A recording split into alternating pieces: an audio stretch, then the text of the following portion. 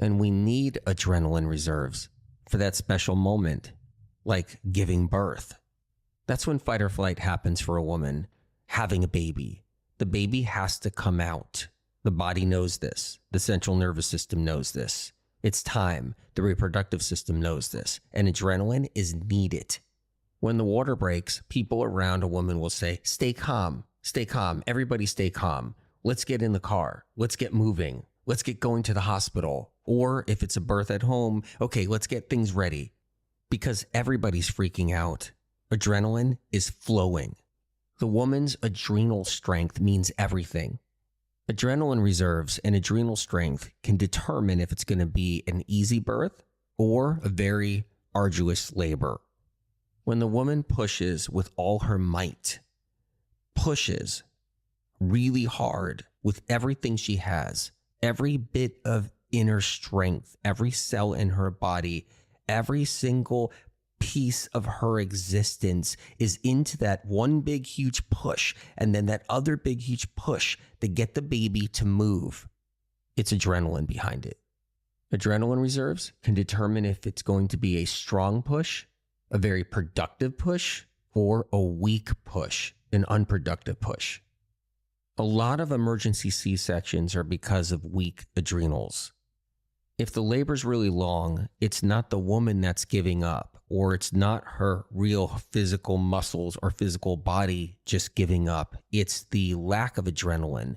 It's the adrenals giving up during that childbirth, which could lead to an emergency C-section. There are many different reasons why women can have complicated childbirth situations, but one of the most common is weak adrenals. But women aren't being taught to protect their adrenals, strengthen their adrenals, and preserve their adrenals, and prepare them for childbirth. But it's the opposite. Women are taught to actually destroy their adrenal glands. Caffeine, chocolate, coffee, tea, intermittent fasting, high-fat diets, cold plunging, restricting calories, low sugar diets, low carb diets, long-term water fasting, long-term juice fasting, extreme exercising, hot yoga, recreational drugs, psychedelics, drinking alcohol, laying in the hot sun for hours and hours, watching intense triggering movies, and the list goes on. And it's not about judging anybody. That's not it at all. People can do what they want. They can do what they like to do. Remember, it's whatever floats your boat. Because one day, if you hit the wall, if something happens, it's good to know you can do something about it. It's good to have the knowledge in case there's something that you're doing that could be backed off a bit, or something you could do that could really help you through it to realize, hey, my adrenals might be wasted here. For example, a lot of people with adrenal fatigue right now are doing cold plunging. And what's happening is they're feeling like, woo, something was refreshed in them. Something happened and they feel good for the moment when they come out. But what's happening is they're on an adrenaline high. What this means is when you were dipping into that cold, icy water, your body started to fight for its life because of the temperature dropping. And your adrenals released a lot of adrenaline because it was fight or flight.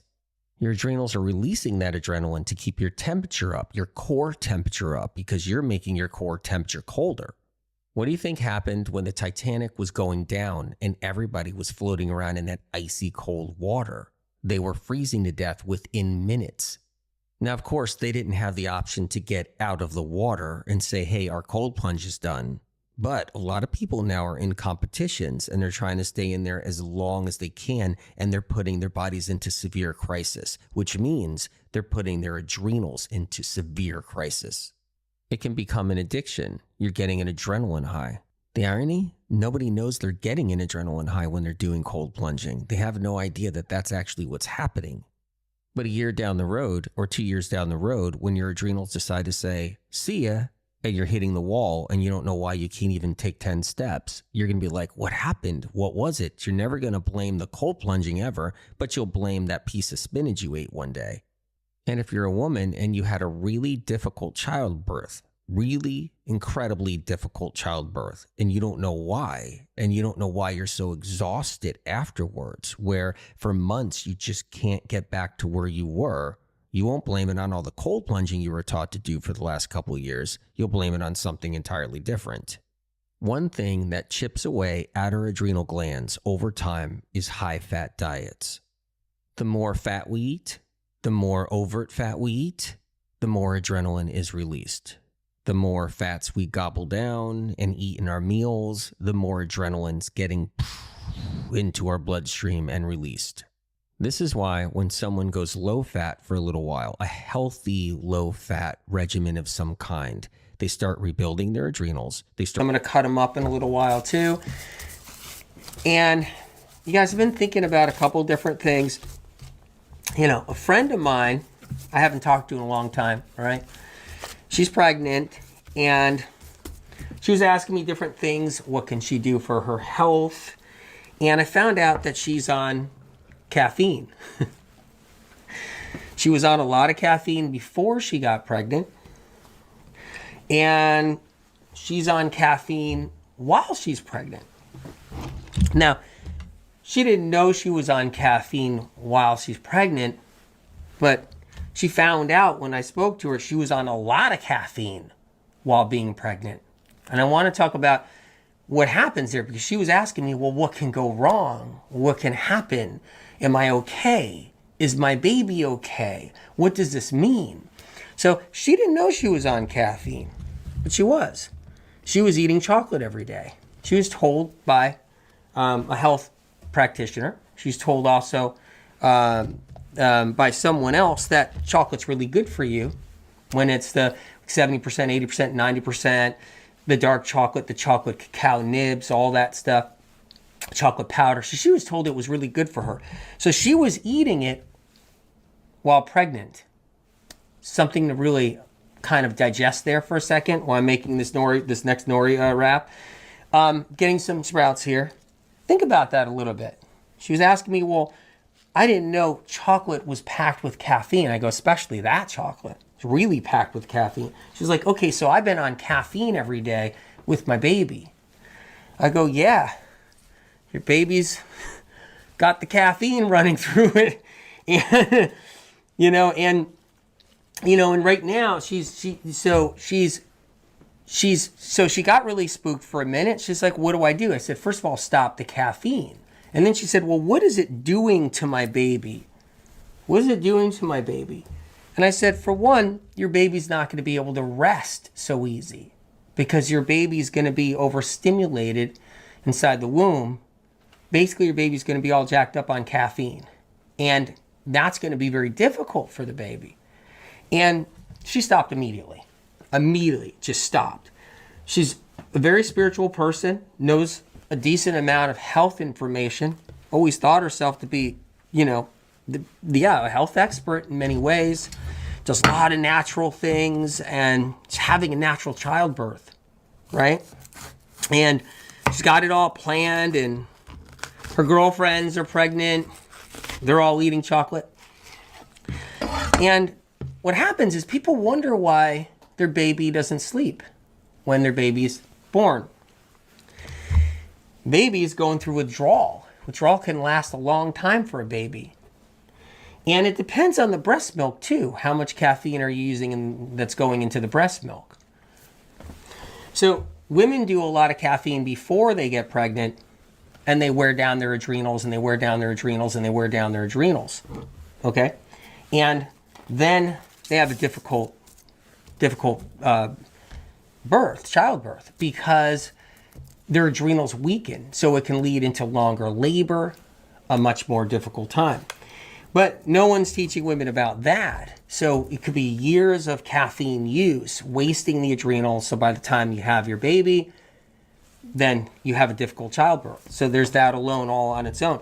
So that's an issue that happens too. It takes tremendous amounts of adrenaline to give birth. It takes like a lifetime of adrenaline to give birth. That's how the birthing process happens. It's from that adrenaline surge. And it's not just one adrenaline surge. It's many adrenaline surges. It's lots of adrenaline surges throughout giving birth. And the adrenals have to be strong for that. And women's adrenals already are challenged in so many ways with just today's world, in so many ways and for different reasons. And so when it comes down to needing all of that supersonic adrenaline strength to give birth, it's not there. So then the adrenals struggle and they struggle and they struggle and they struggle. Okay? So that happens to women a lot. That's one thing right there. I'm making these banana nori wraps right here, you guys. I'm using some alfalfa sprouts. But keep in mind, though, that the caffeine industry, they don't care about any of this. They just want to make sure that you get your high. No one teaches you different. And then after birth, a mom can be more exhausted than she should be because the adrenals aren't recouping. So then you need more caffeine, you need more chocolate, you need more matcha tea, you need more green tea, you need more coffee drinks, because you're trying to overcompensate for that more loss, and that more loss, you know? And so that's important to know there. That's something to consider. But then it's after with the breastfeeding, that's the thing too. You got to keep in mind with the breastfeeding. Because of the breastfeeding, the milk is contaminated with caffeine, which is a poison. And that's a whole nother thing on its own. If you want your breast milk to be really, really clean, you got to look out with what you consume and what you're eating. Keep the caffeine out. Keep that out of the breast milk so the baby's not having problems. Because that's another thing too. Babies, they'll get really, really cranky when they're going through constant caffeine withdrawal each day. And then, yeah, they're addicted to caffeine through the breast milk and won't sleep or will cry more, be unhappy, because that's the caffeine going on, and that's the caffeine talking in the baby. And almost every mom is drinking or eating some kind of caffeine product while breastfeeding. No one's talking about it. No one's talking about it. No one says anything about it. Pregnancy, you get the hair loss. So a lot of women suffer from hair thinning, hair loss after pregnancies, even if it's 6 months after childbirth, a year after childbirth, 2 months after childbirth, during childbirth. And because so much adrenaline was used and caffeine was stimulating so much adrenaline, so you get the hair thinning. Hair thins, the hair falls out for women. There's that. The sunspots all happen, and they got to all get the laser techniques. The hormones get all imbalanced, right? So all that is coming out of the adrenals. All that's, all that is because of the adrenals, because of the caffeine. But then the baby, the whole baby protection, protecting the baby and making sure your baby's safe, make sure your baby has the best food and all of that. Well, no one's thinking about the caffeine part there. And here's the thing. Coffee's just been getting stronger. Chocolate's been getting stronger and stronger. So now we're in a place where espressos, there's moms out there breastfeeding while doing espresso.